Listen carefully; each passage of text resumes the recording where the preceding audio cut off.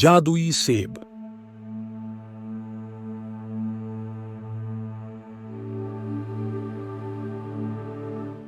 बहुत समय पहले एक प्यारे गांव में जो पहाड़ों और हरे खेतों से घिरा हुआ था, वहां एक लड़की थी जिसका नाम लिली था।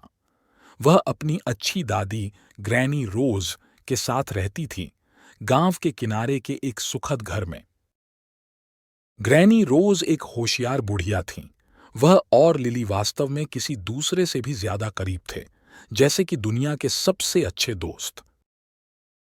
उनके बीच एक छोटा सा राज था। उनके घर में एक जादुई सेब का पेड़ था। यह अद्भुत पेड़ सबसे जादुई सेब उगाता था जो उन्हें खाने वालों को ठीक कर सकते थे। ग्रैनी रोज ने लिली को बताया कि उसे किसी को भी सेब की जादुई शक्तियों के बारे में कभी नहीं बताना चाहिए, अन्यथा यह मुश्किल में पड़ सकता है। वह हमेशा अपनी दादी की चेतावनियों का पालन करती थी, एक दिन की तकदीरी घड़ी तक। एक नटखट लड़का जिसका नाम डैनी था, लिली का अच्छा दोस्त था। ये दोनों हर दिन पीछे की पहाड़ियों में नदी के किनारे खेलते थे। हालांकि एक दिन डैनी नहीं आया और लिली ने इसे अजीब पाया।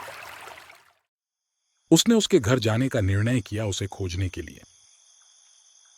वह डैनी के दरवाजे पर पहुंची, दरवाजे पर खटखटाती, लेकिन कोई प्रतिक्रिया नहीं आई। लिली ने ध्यान दिया कि दरवाजा ताला हुआ नहीं था, तो उसने डैनी को ढूंढने के लिए अंदर जाने का निर्णय लिया। जब वह अंदर गई, उसने देखा कि डैनी की मां उसके बिस्तर के पास रो रही थी।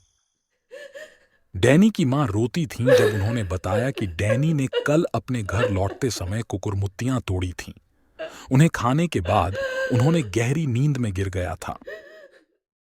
लिली ने एक क्षण के लिए सोचा और फिर अपने बैकपैक से एक जादुई सेब निकाला। उसने डैनी की मां को बताया कि इस सेब में जादुई चिकित्सा शक्ति है। डैनी की मां ने उस सेब को जल्दी से उसे खिलाया। 5 मिनट के बाद कुछ जादुई हो गया। डैनी ने सिर्फ जाग उठा ही नहीं, बल्कि ऊर्जापूर्ण तौर पर उछल सकता था। सभी बहुत खुश थे, लेकिन एक व्यक्ति था जिसने ऐसा महसूस नहीं किया।